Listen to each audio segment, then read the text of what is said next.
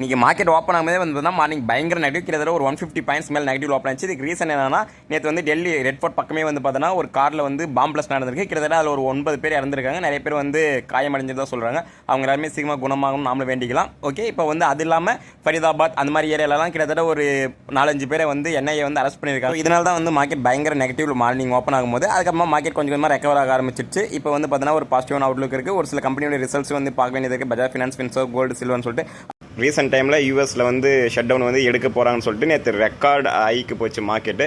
கிட்டத்தட்ட ஒரு பயங்கரமான ஒரு ரேலி. ஏன்னா லாஸ்ட் 1 வீக்காக வந்து பார்த்தீங்கன்னா அந்த டெக் ரிலேட்டட் ஸ்டாக்ஸ் எல்லாமே விழுந்துட்டு இருந்துச்சு. அது இதுன்னு சொல்லிட்டு ஃபுல்லாக வந்து கன்சர்ன் இருந்துச்சு யூஎஸ் மார்க்கெட்டில். ஆனால் நாஸ்டாக், S&P 500, டவ் ஜோன்ஸ் எல்லாமே வந்து பார்த்தீங்கன்னா நெகட்டிவில் இருந்தது மார்க்கெட்.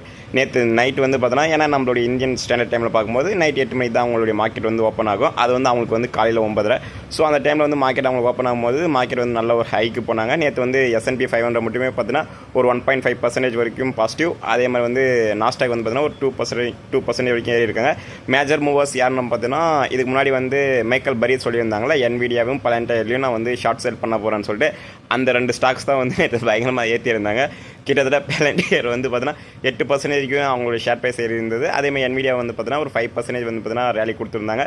ஸோ இது வந்து ஏன் திடீர்னு வந்து ஏற்றுச்சுன்னா, ஷட் டவுன் வந்து பார்த்தீங்கன்னா அவ்வளோதான் முடிய போகுது. ட்ரம்ப் வந்து பார்த்தீங்கன்னா நேற்று அந்த பில்லை வந்து செனட்டில் வந்து பாஸ் பண்ணிட்டாங்க.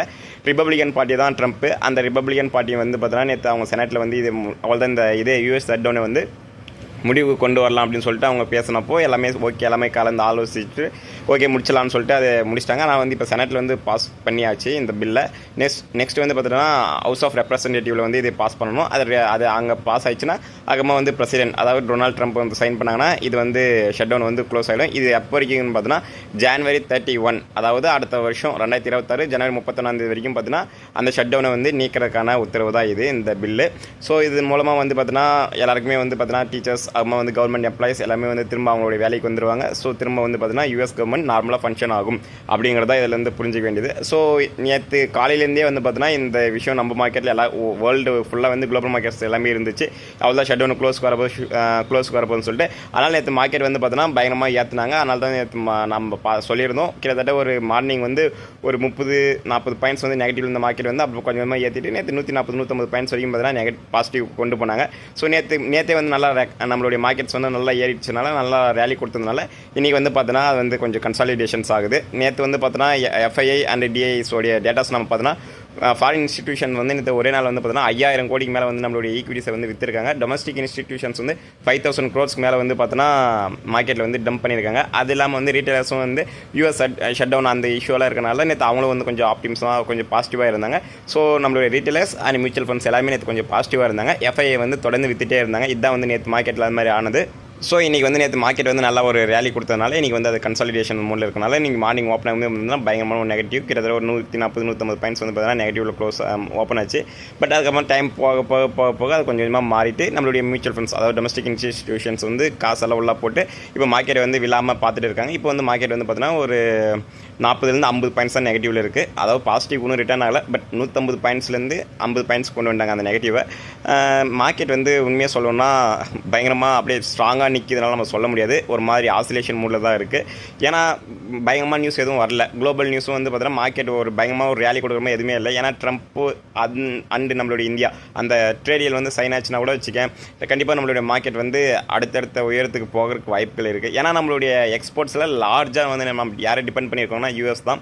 ஏன்னா நம்ம நேற்றே சொல்லியிருந்தோம், நம்மளுடைய ID sectors and pharma sectors வந்து ஃபுல் அண்ட் ஃபுல் வந்து பார்த்தீங்கன்னா யூஎஸ் வந்து மேக்ஸிமம் டிபெண்ட் பண்ணியிருக்காங்க. கிட்டத்தட்ட 50-60% ரெவன்யூ வந்து அங்கே தான் நம்ம டிபெண்ட் பண்ணியிருக்கோம்.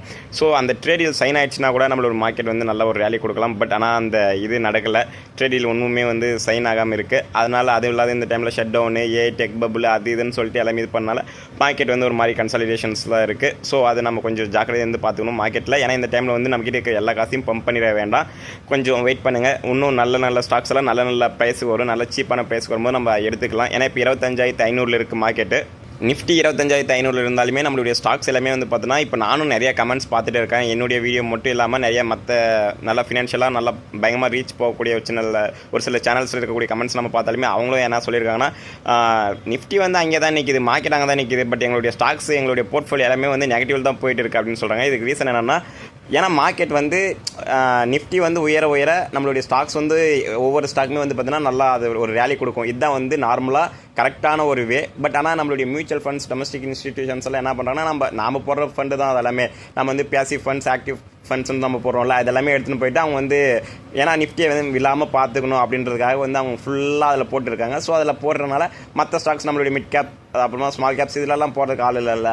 அதுலேயும் அவங்க போடுவாங்க, நான் இல்லைன்னு சொல்லல. பட் ஒவ்வொரு போர்ட்ஃபோலியோ, ஒவ்வொரு மியூச்சுவல் ஃபண்ட்ஸுமே வந்து பார்த்தீங்கன்னா இத்தனை பர்சன்ட் வந்து லார்ஜ் கேப்ஸ்க்குன்னு சொல்லி அலாட் பண்ணியிருப்பாங்க.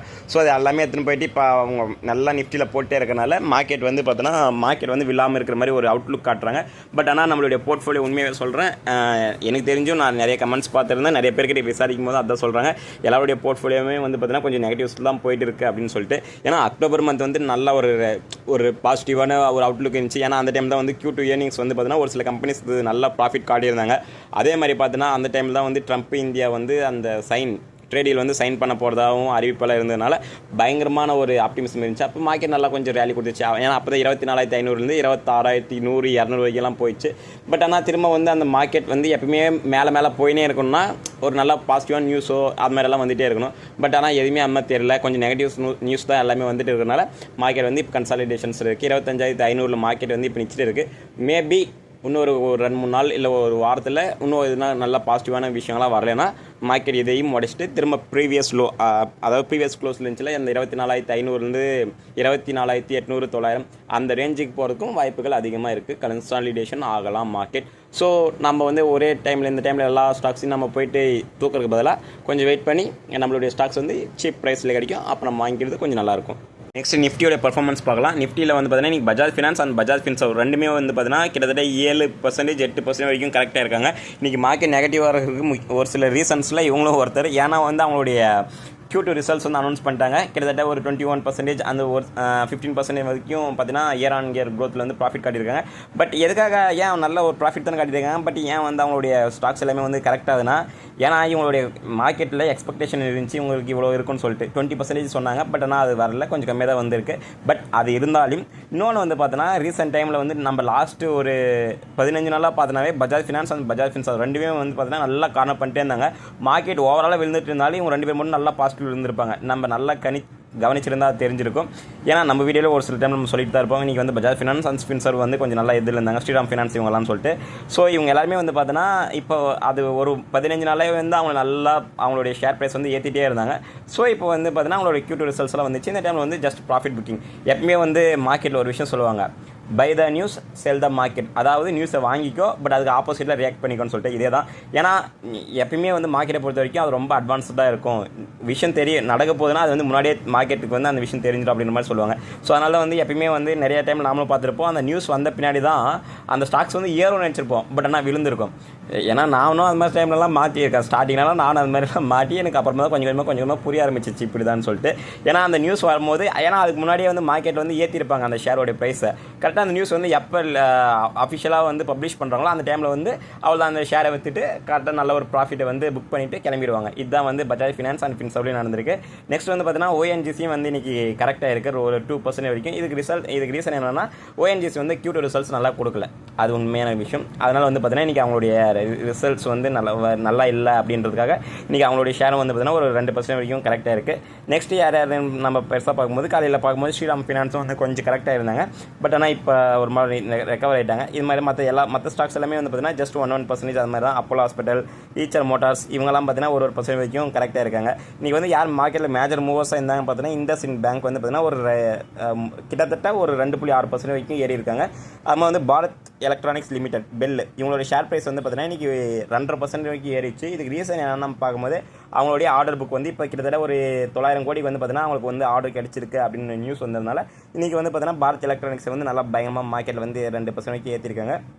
இந்த பாரத் எலக்ட்ரானிக்ஸை பற்றி நம்ம பேசணும்னா கிட்டத்தட்ட அந்த ட்ரம்போடைய டேரிஃப் அந்த விஷயம்லாம் நடந்த பின்னாடி அந்த ஆகஸ்ட் 11, 12 அந்த டைம்லலாம் பார்க்கும்போது ஏன்னா அப்போ தான் நம்ம மார்க்கெட் வந்து ரொம்ப உடச்சிட்டு கீழே போனது. கிட்டத்தட்ட 24,400 தான் நம்மளுடைய இதாக சப்போர்ட் லெவலாக இருந்துச்சு. அதை உடச்சிட்டு மார்க்கெட் வந்து ஒரு 250 280 சம்திங் அந்த ரேஞ்சுக்கெல்லாம் போச்சு அந்த டைமில். அந்த டைமில் வந்து பார்த்தோன்னா பாரத் எலக்ட்ரானிக்ஸோட ஷேர் ப்ரைஸ் வந்து 363 ரூபா 362 ரூபாய்க்கெல்லாம் கிடைச்சிது அந்த ஷேர் ப்ரைஸ். பட் ஆனால் இப்போது அவங்களுடைய ஷேர் ப்ரைஸ் வந்து பார்த்தீங்கன்னா 425 ரூபாய்க்கு ஆயிடுச்சு. ஸோ பயங்கரமான ஒரு ரேலி பாரத் எலக்ட்ரானிக்ஸை பொறுத்த வரைக்கும். எஸ் கண்டிப்பாக, ஏன்னா அந்த டைமில் சப்போஸ் மிஸ் பண்ணவங்களாம் கண்டிப்பாக இந்த டைமில் அது ஷேர் ப்ரைஸ் எல்லாம் பார்ப்போம், ஐயோ இவ்வளோ போயிடுச்சு அப்படின்னு சொல்லிட்டு எல்லாருமே வருத்தப்படுவாங்க, கண்டிப்பாக வருத்தப்படுவாங்க. ஏன்னா இப்போ கிட்டத்தட்ட ஒரு 25-30% வரைக்கும் அவங்களுடைய ஷேர் ப்ரைஸ் வந்து பயங்கரமான ஒரு ரேலி கொடுத்துருக்காங்கல்ல, அதனால் கண்டிப்பாக எல்லாருக்குமே வந்து பார்த்தீங்கன்னா அந்த ஒரு வருத்தம் இருக்கும். ஸோ பாரத் எலக்ட்ரானிக்ஸ் வந்து பார்த்தீங்கன்னா ரீசெண்ட் டைமில் பயங்கரமான ஒரு ரேலி. அதுமில்லாத பாரத் எலக்ட்ரானிக்ஸ் வந்து நம்மளுடைய ஒரு கோர் இண்டஸ்ட்ரி, நம்மளுடைய இந்திய மார்க்கெட்டை பொறுத்த வரைக்கும் அதில் வந்து ரொம்ப ரொம்ப கோராக இருக்கக்கூடியவங்க. இவங்க வந்து எப்போல்லாம் நம்மளுக்கு கொஞ்சம் டிப்பில் கிடைக்கிறாங்களோ அந்த டைமில் நம்ம 1-2 சொல்லிட்டு வாங்கி போட்டுக்கலாம். நல்ல ஒரு பயங்கரமான ஒரு கலெக்ஷன் வருதுன்னா கவலையப்பட வேணால், கண்டிப்பாக அதிலலாம் வந்து பயங்கரமாக இன்வெஸ்ட் பண்ணலாம். ஏன்னா அது வந்து நல்லா அவ்வளோ சீக்கிரம் மூடிட்டு போகிற கம்பெனிலாம் கிடையாது. பட் இருந்தாலும் உங்களுடைய ஓன் ரிசர்ச்சை நீங்கள் பார்த்துக்கோங்க. மற்றபடிக்கு நம்மளோட மார்க்கெட்டில் இன்றைக்கி வேறு யாரெல்லாம் பார்த்தோன்னா ஐடி செக்டர், அதாவது டிசிஎஸ், இன்ஃபோசிஸ் எல்லாம் வந்து ஜஸ்ட் ஒரு 0.3-0.4% வரைக்கும் பாசிட்டிவ் அது மாதிரி இருக்காங்க. மற்றபடி எதுவும் பெருசாலாம் சொல்லிக்கிற மாதிரி எதுவும் இல்லை. யாருன்னு பார்த்தோன்னா பெல் வந்து இன்றைக்கி ஒரே நாள் வந்து 4% வரைக்கும் அவங்களுடைய ஷேர் ப்ரைஸ் வந்து ஏறி இருக்குது. நேற்று அவங்க வந்து பார்த்தீங்கன்னா ஒரு 3% வரைக்கும் ஏறி இருந்தாங்க. ஏன்னா இந்த டிஃபென்ஸ் செக்டரை ஃபுல்லாகவே வந்து பார்த்தீங்கன்னா இப்போ நல்லா டார்கெட் பண்ணுறாங்க. நேற்று இன்றைக்கி வந்து பார்த்தீங்கன்னா இந்தியாவுடைய டிஃபென்ஸ் செக்டர் வந்து டிஃபென்ஸ் ஐடி வந்து நல்லா ஒரு இதில் போயிட்டு இருக்குது.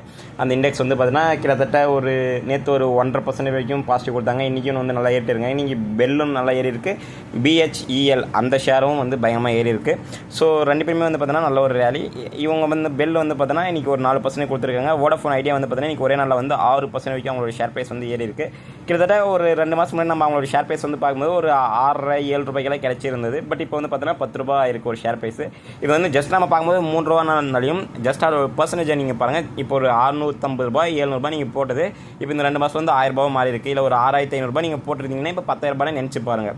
ஸோ எப்பயுமே வந்து அந்த சின்ன சின்ன ஸ்மால் கேப்ஸ்லாம் நம்ம பார்க்குறது என்னென்னா, அந்த ஷேர் ப்ரைஸ் வந்து கம்மியாக இருக்கும்போது ஒரு 2 ரூபா தானே 3 ரூபா தானே நம்ம யோசிப்போம். பட் அது வந்து 2 ரூபா 3 ரூபான்னு கிடையாது. பட் அது ஓவரால் நம்ம பர்சன்டேஜ் வச்சு பார்க்கும்போது தான் நம்மளுக்கு தெரியும் அது வந்து எந்த அளவுக்கு ஒரு இதை கொடுத்துருக்காங்க அப்படின்னு சொல்லிட்டு. இன்றைக்கி வந்து நம்மளுடைய மிட் கேப்பில் நல்ல ஒரு ஸ்ட்ராங் பர்ஃபார்மன்ஸ்னு பார்த்தீங்கன்னா அது வந்து வோடாஃபோன் ஐடியா அண்ட் பெல், இவங்க 2 பேர் தான். ஏன்னா இவங்க 2 பேர் வோடாஃபோன் ஐடியாலாம் பார்த்தீங்கன்னா இன்றைக்கி ஒரே நாள் வந்து 6.5% வரைக்கும் கொடுத்துருக்காங்க. நாளுக்கு நேற்று நம்ம பேசியிருந்தோம், கிட்டத்தட்ட 8% வரைக்கும் அவங்களுடைய ஷேர் ப்ரைஸ் வந்து ஏறி இருந்துச்சு. ஏன்னா அவங்களுடைய Q2 ரிசல்ட்ஸ் வந்து நல்லா சூப்பராக இருந்துச்சு, அற்புதமாக. அதனால் வந்து பார்த்தீங்கன்னா நேற்று யாருன்னா அவங்க ஷேர் ப்ரைஸ் வந்து பார்த்தீங்கன்னா இன்றைக்கும் ஏறி இருக்குது. கிட்டத்தட்ட இன்றைக்கி வந்து ஒரு 2.6% வரைக்கும் அவங்களோட ஷேர் ப்ரைஸ் வந்து ஏறி இருக்காங்க. நெக்ஸ்ட் வந்து பார்த்தீங்கன்னா சோலார் இண்டஸ்ட்ரீஸ் வந்து பார்த்தீங்கன்னா ஒரு 2.8% அவங்களும் வந்து நல்ல ஒரு இது கொடுத்துருக்காங்க, க்ரோத் கொடுத்துருக்காங்க. இன்றைக்கி வந்து யாரெல்லாம் ஒரு நெகட்டிவ் அது மாதிரி நம்ம பார்த்தோன்னா AU ஸ்மால் ஃபினான்ஸ் வந்து பார்த்தீங்கன்னா ஒரு 2.25% வரைக்கும் அவங்க வந்து கரெக்டாக இருக்காங்க. நெக்ஸ்ட் வந்து பார்த்தீங்கன்னா IDFC ஃபர்ஸ்ட் பேங்கும் வந்து பார்த்தீங்கன்னா ஒரு 1% வரைக்கும் கரெக்டாக இருக்காங்க. நெக்ஸ்ட்டு நம்ம யாரை பார்க்கும்போதுனா பிரிட்டானியா வந்து இன்றைக்கி அவங்களுடைய ஷேர் ப்ரைஸ் வந்து பார்த்தீங்கன்னா 6% மேலே வந்து விழுந்திருக்கு. இது ரீசன் என்னன்னா அவங்களுடைய ரீசன்ட் CEO வந்து பார்த்தீங்கன்னா ரிசைன் பண்ணிட்டு போயிட்டார். ஸோ அவர் வந்து கிட்டத்தட்ட லாஸ்ட் ஒரு 5-6 வருஷத்துக்கு மேலே அந்த கம்பெனியில் இருந்தவர். இப்போ வந்து திடீர்னு பார்த்தீங்கன்னா நேற்று அவர் வந்து நான் கம்பெனிலேருந்து விலகிறேன், எல்லா பதவிகள் வந்து நான் வந்து ரிசைன் பண்ணிட்டு கிளம்புறேன்னு சொல்லிட்டு அவருடைய ரிசைன் பண்ணிட்டு போயிட்டார். ஸோ அதனால் வந்து பார்த்தீங்கன்னா பிரிட்டானியாவுடைய ஷேர்ஸ் வந்து இன்றைக்கி அடிச்சிருக்காங்க. கிட்டத்தட்ட 6% மேலே வந்து அவங்களுடைய ஷேர் ப்ரைஸ் வந்து விழுந்திருக்கு பிரிட்டானியாவை பொறுத்த வரைக்கும். நம்மளுடைய மார்க்கெட்டோடைய செக்டர் வைஸ் பர்ஃபார்மன்ஸ் நம்ம பார்த்தீங்கன்னா டிஃபென்ஸ் வந்து பார்த்தீங்கன்னா 0.5%, அந்த ஐடி வந்து பார்த்தீங்கன்னா ஒரு 0.4% வரைக்கும் பாசிட்டிவ் இருக்காங்க. மற்றவங்களாம் வந்து பெருசாக நிஃப்டி ஆடோ ஜஸ்ட் 0.1% தான். மற்றபடி யாரும் பெருசாக பாசிட்டிவ் இல்லை. யாராவது நெகட்டிவ்ஸ்னு பார்த்தீங்கன்னா நிஃப்டியோடைய ஃபினான்ஷியல் சர்வீஸ் அவங்க வந்து பார்த்தீங்கன்னா கிட்டத்தட்ட ஒரு 0.6%. இதில் வந்து பஜாஜ் ஃபைனான்ஸ், ஃபின்சர்வ் இவங்களாம் வருவாங்க.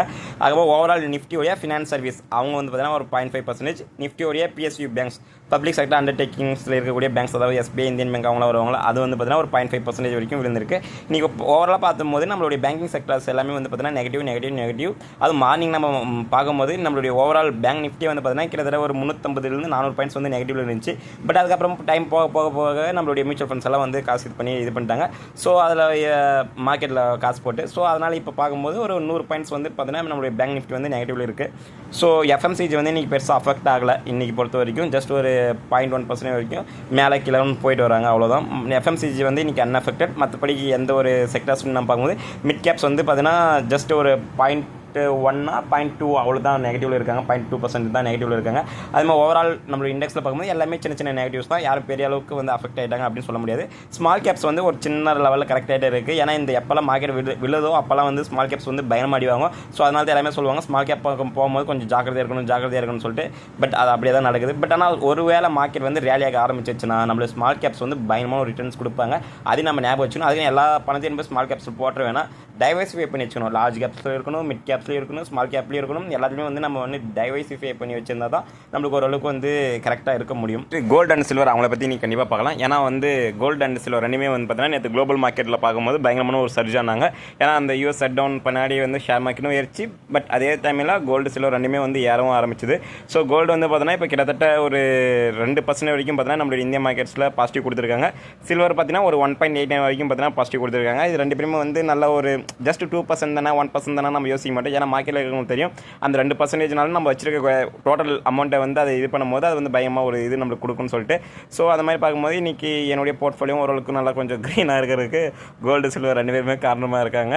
ஏன்னா ரெண்டு பேருமே வந்து பார்த்தோன்னா நல்ல ஓரளவுக்கு நான் வச்சுருக்கேன். 2 ETFஸுமே வந்து ஓரளவுக்கு நல்லா பாசிட்டிவ் கொடுத்துருக்கு.